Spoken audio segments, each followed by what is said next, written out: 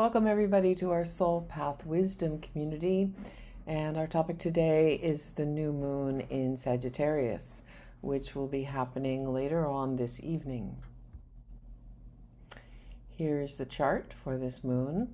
And as you can see by the number of red lines, red circle, we have a lot of activity around the new moon. It's not just sitting by itself in the sky going, hey, I'm going to start something new. What do you want to do next? Instead, it's saying something new is happening, and many energies in the sky are taking place with it. Many energies in the cosmos are all part of this new adventure, and this will be affecting you strongly, especially if you have planets in the late degrees of any sign. But pretty much all of us will, feel this energy. So the exact placement of it is 28.5 degrees of Sagittarius, 28-25. And you can see in the circle that it is tightly conjunct Venus, planet of relationship, resources. And Venus is in a wide conjunction to Mercury and calls in the Mercury. And really, because we've got 4 planets there, it's a stellium. They all count. They will all work together and, be smushed, blended in some way. And then we have Mars in Capricorn, and it's definitely a conjunction to the moon, even though it's out of sign. And we won't think too much about the vertex because that's much more personal, about fated connections.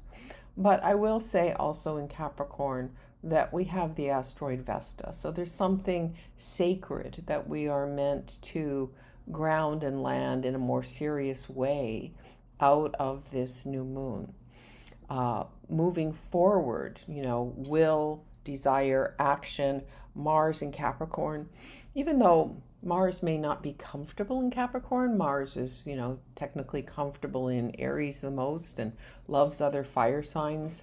In Capricorn, Mars is also enthusiastic because there is this possibility to use the energy of will, desire, initiation, and making things happen in a way that is going to make things that are lasting, that have meaning, that are something that is part of some grand plan and grand design. And the sign of Sagittarius, where the moon is actually activated, at the highest levels, the sign of Sagittarius is taking us to a sense of truth and meaning, and helping us build a wider framework where we understand religions, philosophies, what are our religions and philosophies. I got a text from my adopted daughter this morning that just said, I'm really sorry, Mom. I know you're not going to like this, but I have to tell you that I still believe an eye for an eye. I just think that's the way it is. That's the way it should be, an eye for an eye. And she's very scorpionic, plutonic, intense. She's that millennial generation that has the Saturn, Uranus, Neptune alignment in Capricorn, and it's in the 8th house for her. So, coming out of hard lives, and so she's like locking into that. That is such a Sagittarian thing to do, right? Though, is to send a text to somebody is like, I'm standing on my soapbox, and you can be compassionate all you want, but you're not going to stop me from believing in an eye for an eye. And then, let's just add the Venus there. It's like, not that she's thinking that in this moment, but that she wants to relate about it. She wants to tell somebody about it, have a conversation. Mercury also adding to the same thing. So it's just a perfect example of this new moon. And one way for it to be structured is that you stand on a soapbox and you say, this is my beliefs, this is my truth. On the other hand, I would say that this is asking you to look deeply within yourself and understand what motivates you, maybe understand what else you need to learn, and then be able to take action on it. sign up for a program, get some different books, watch some different videos, uh, all of those kinds of things. Take a trip, an international trip, and understand the world in a different way. These are all Sagittarian initiations, beginnings, and launches that you might think of out of this. We might also say, because the ninth house, which is related to Sagittarius and Jupiter, the ninth house, in more a mundane way, is related to uh, advertising, promotion. And so this new moon may suggest to you, if you have your own business, if you're an astrologer, that it's time for you to put yourself out more and be seen and say to people, this is what I believe in, this is who I am, this is the result of my many years of study and practice, and here I am. And however, the Mercury is in a square to the nodal axis. Okay, so that makes the Mercury a skip step. It means there's something more important about it, and it kind of like pulls in the whole new moon stellium. And Mercury also rules the south node. So the south node in Virgo has been giving us the message since last January that although we can continue with our skillful serving, devotional problem solving, we need to let go of worry. And of course, we've had a lot to worry about this year. It's like every day the news gets worse and worse. And the attempt to not worry and not think the worst and not try to figure out what am I going to do, how am I going to do it, that's a pretty big challenge right now. And so Mercury at this square point, remember the square point suggests this is a point on the path where you have to focus attention. And as you focus that attention at the square point, you can balance the nodes better. It helps you bring them into harmony. So there's something about using your mind, Mercury, to learn to communicate in a way of meaning and truth that will help you figure out what you're letting go of so you can stop worrying, and how much Pisces you need to bring in so that you can relax and surrender and trust and love and be in your creativity and be in your compassion. And of course, we have Saturn and Neptune, as we were talking about a little bit before the class started, where we have Neptune in the anaretic final degree. So we're all doing a final exam about Neptune and Pisces, and are we setting appropriate boundaries? Are we in our highest spiritual truth? Saturn has been with Neptune since 2023, giving us the endless message to be serious, to be mature and wise, and ground our spiritual practice, take our creativity seriously. Think about what we're wanting to do in the long run that's in alignment with our soul. Remember, Neptune is that part of us that, as Stephen Forrest says, kind of looks out at the cosmos, and then the cosmos is looking in at us, and there's no boundary. It's kind of like a window, but there's not really glass. We realize as we face Neptune and Pisces that we are Neptune and Pisces. And Saturn then says, and how can you live with this and all the beauty and bliss that Neptune and Pisces brings, as well as the tragic losses, the martyrdom and victimization. This is a very key piece of Neptune and Saturn and Pisces. We can focus. I certainly can focus on the positive of Neptune. I love Neptune. I've got strong Pisces placements, strong Neptune. It's really easy for me to just think of it as oneless bliss, transcendent creativity, film, literature, soaking in mineral springs. But we have to remember that it connects to tragic losses, to diseases, especially diseases that are long and drawn out. COVID was very much connected to Neptune and Pisces, both by the fact that it was a intense and extreme disease where there was sudden loss, but also because there was so much conspiracy theory and questions about how it came to be, and was it a created virus, and who would do such a thing. And then Saturn coming along, really insisting that we take Neptune in Pisces seriously, and because if not, the tendency toward suffering and overwhelm and feeling victimized, being victimized, is very, very strong. We have a mandate, and it's, well, like we're at the end of December now, pretty much. The Saturn and Neptune are both going to be, at 0 Aries for their launch. And their launch in Aries on February 20th is based on all that we've learned over these years and how we have structured the Pisces component into our psyche in a new way.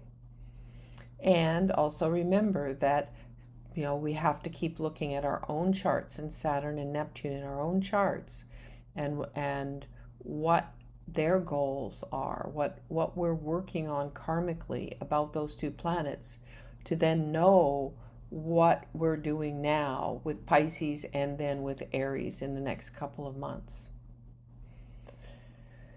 You can also see that the Saturn-Neptune is in a square to Venus, really tight, and also the new moon position. So by square, a tension that requires a creative new solution. This whole new moon complex has 2 significant squares that have to be activated. We have to find a way to go forward in accordance to truth and meaning, and at the same time be guided by this deeper spiritual context that we are grounding and stabilizing into our long-term plan. Now, you'll also see that Chiron is in a trine, so the work we're doing with Chiron in the sky to address any woundedness we have about our ability to be courageous and brave and go forward and fight the good fight, that is flowing into Venus and the new moon and the whole stellium. And then we have the fact that the new moon and Venus are the apex of a yod. So a yod is 2 quincunxes, those are quincunxes, and a sextile between the 2 planets at the bottom of the quincunx. What this means is that planets in quincunx cannot really harmonize with each other. They are different in every way, and it's an uncomfortable aspect that requires titration back and forth, where you're kind of in one planet and then in the other. So we could say with this, we can be in the Venus new moon in Sagittarius, where we are moving forward in a relational way, connected to resources, all of our truth and ideas, integrated, synthesized. But how can we bring in Jupiter and Cancer, belief system about nurturing, healing, and family? Can't really do it easily. Sagittarius likes big picture, likes to jump off into the vista. And by the same token, Uranus, the Aquarian planet, the planet of awakening and radical change and freedom, liberation, in the sign of Taurus, it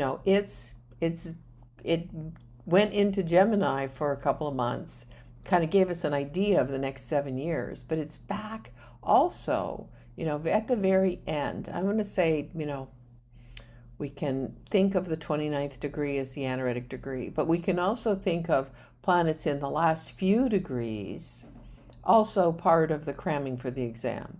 You don't have to wait till it gets to 29. So since 2018, we have been working with this curriculum of waking up to our needs for security, physical, financial, emotional, what's going on in the planet, climate change, money, financial issues. So we are having to look at this and can't quite integrate it and synthesize it with Sagittarian moving forward. But what we can do is we can integrate Uranus and Jupiter. So in our psyche, they can come together and we can wake up to our needs for security. Cancer also has needs for security, much more rooted in the emotional side of things. But we can expand our picture of how we need to care for ourselves and others and shift things, do things very, very differently, and integrate and then bring that into this new venture, this way we're going forward. So this is really all about asking you to think outside the box and take care of yourself and the people you care for, and change patterns you have that are keeping you stuck and stubborn, and then wake up to new ideas and new changes that you have to institute in your life to be more secure, and then that will help you be able to move forward. The only thing we haven't mentioned here, I think, is Pluto, and Pluto at 2 degrees Aquarius is in a trine with Uranus, and of course part of the trine sextile with Saturn, Neptune. So Pluto is there. It's not counted out of the picture because it's not in an exact connection. It's in a semi-sextile with Mars, so it probably slows Mars down a little bit, creating the disruption that it's creating. But it will be for 3 years, really most of this year, this trine sextile, the transformative triangle I call it, with Pluto to Uranus, and both of them in a sextile to Saturn, Neptune. This continues, more or less for a couple of years, and we are just, kind of inundated with it. It's been around 1 degree this year. It's going to move up into 4 degrees. Jupiter will get involved in Leo when it's at 4 degrees in the summer, and we're just, making it go forward, moving up, up, up, and going deeply into all of our energies and issues individually and collectively that need to be transformed in very intense ways. Now, the other very significant piece about this new moon is that it is at the Galactic Center. So the Galactic Center is normally considered 26 to 27 degrees of Sagittarius. For people as old as me, we were born when it was at 26, and now it's at 27. So along these last 70 plus years, we've been, moving forward. So the new moon at 28-25 is definitely in my mind. It's in the core of the Galactic Center, and more importantly, in some ways, maybe we could say it's in the place that the Galactic Center is moving to over the next 50, 70 years. It is the rotational and gravitational heart of the Milky Way galaxy. The core of it is a supermassive black hole that is 4 million times the mass of our sun. And it's dense with stars and dust and radiation and energy. And quite frankly, I feel like the scientists are just beginning to understand the ways of our galaxy. And it's kind of a mystery in many ways. But we can consider, if we have planets that are conjunct the galactic center, what those planets might be about. So on an astrology way, and it's very connected to Sagittarius qualities, of course. If you have a planet or an angle conjunct this key point, you might be the transmitter of larger truths, teachings larger than the personal self. You might have expanded perception, intuition, getting downloads, and philosophical insight. You might be about truth-seeking, teaching, publishing, and global perspective. Authenticity and ethics are likely to be important for you. You might find that you have physical discomfort if you're out of integrity. You can be a channel. You can be in service and really be connected to some lineage, the spiritual lineage. You might feel like you have a non-linear life path that pulls you forward by meaning rather than security or planning. So, some people plan exactly what their life is going to be about and go forward and accomplish it with quite a lot of structure and stability. But if you have strong Sagittarian energy, and especially the Galactic Center point, you are on a mission and you feel internally the mission and you just go for it and you don't really think about where it's going to lead to, because there's like a radar inside, a magnet toward experiences that take you to your purpose, whether they're easy or hard. So from the evolutionary lens, I feel like planets in this position might take you from extremist beliefs to wisdom and generosity of spirit, to being able to be that, wise, generous teacher, whether it's to people around you, friends and family, or whether you want to take a larger stage. And I think, as some of you know that know my chart, I have Mars at 26 Sagittarius in the ninth house. It is the ruler of my chart with Aries rising. It is in a grand trine with the ascendant Venus, Pluto in Leo in the fifth. And that has a kite outlet to my Neptune in Libra. So this information about what planets conjunct the Galactic Center are like is really supercharged for me, that every one of these things I feel. And, especially this sense of being part of the universe, I think of myself as an employee of the universe, and I'm here to do things, and it's not personal. It's just, what I feel compelled to do, when maybe another part of me would rather be, sitting on a beach. That the Cancer South Node ruled by the Moon in Pisces, quite honestly. Okay. So that's my chart. So where is the Galactic Center in your chart? Can you feel that you are in service to the universe? And in order to explore that, I'm going to take you into a little meditation, and then we're going to be looking at a few charts to see, where are your natal planets, and where is this new moon landing in your chart, what house it's in, and maybe we'll talk a little bit about progress chart if one of you knows that maybe this is aligned with your progress chart and not your natal chart, because that can really make a difference. Okay.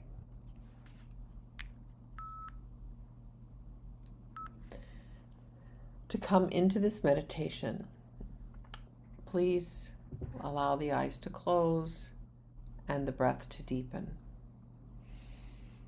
Feel the low belly expanding and contracting. Slow and steady.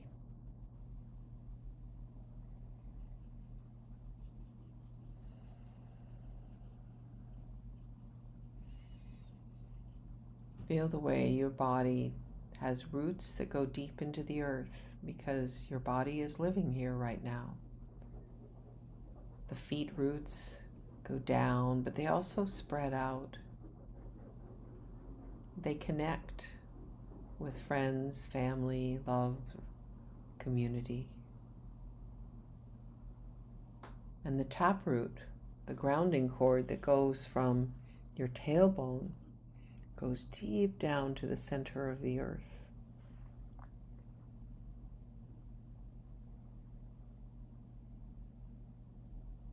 Feel those roots grounding you here. Feel the earth energy rising up and feeding your body.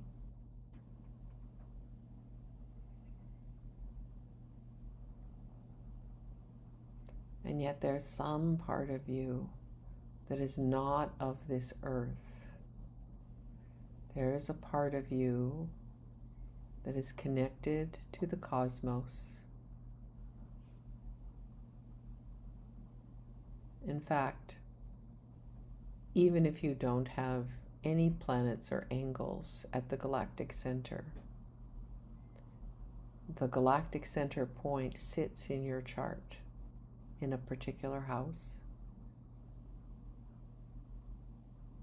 So feel the part of you that can travel, the essence of you that usually sits just under the heart. Feel it rise up through the central core of your body, through the head, through the crown chakra, imagining it as a beam of light connected by a silver cord, connected to your body, but able to rise up through the room that you're in and through the clouds. Going higher and higher.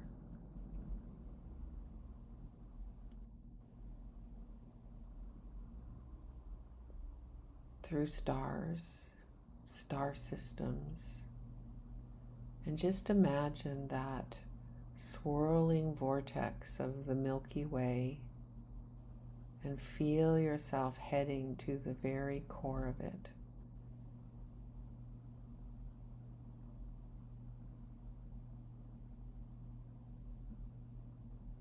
Safely going to the center of the black hole, beyond time and space.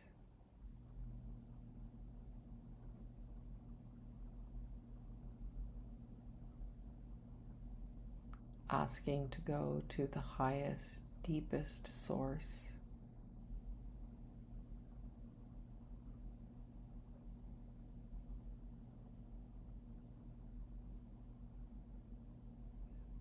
Asking to be infused with truth and meaning.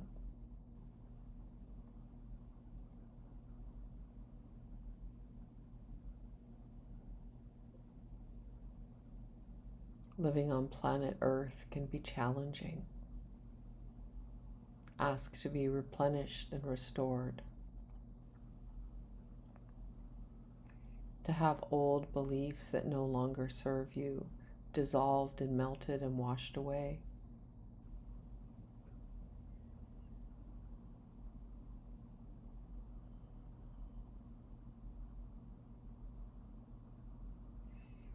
Ask to be able to feel the immense amount of supportive energy that's available to you. That you're not alone. That you're not fighting in this earth plane by yourself. That you are connected to millions of souls.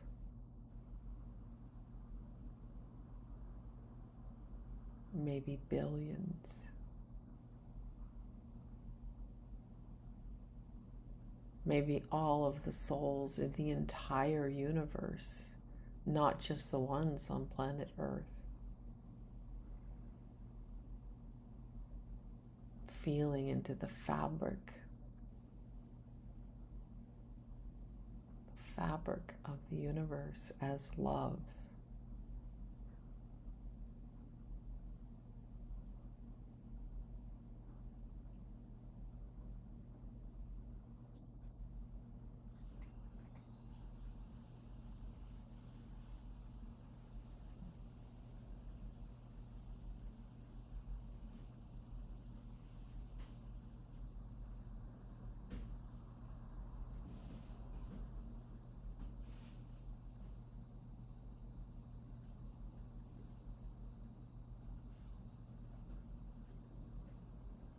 Taking it in, letting it infuse this new moon for you, so that your perspective of what you are bringing forward, what is new, what is integrated with the entire sky and your entire chart, that it is coming from the highest places. Holding the intention.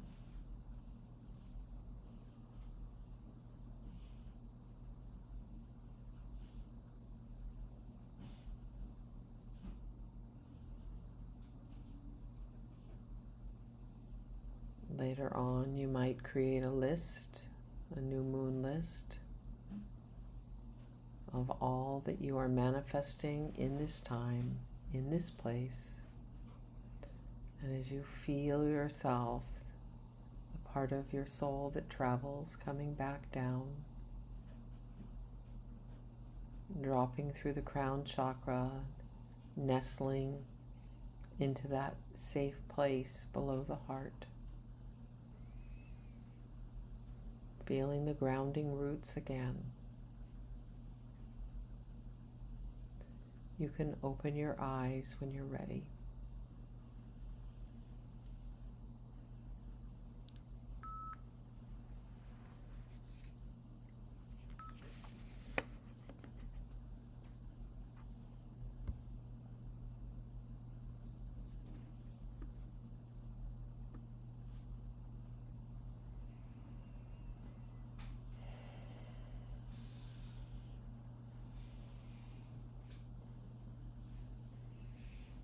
Don't forget about the many upcoming classes. Just booked my flights for Norwalk this year, so be offering peer group for 3 days before Norwalk. So if you've never had an in-person peer group and you're a professional astrologer, please check it out. Okay, I'm going to stop this share, come to the group, and we will do the readings for people who are here in person.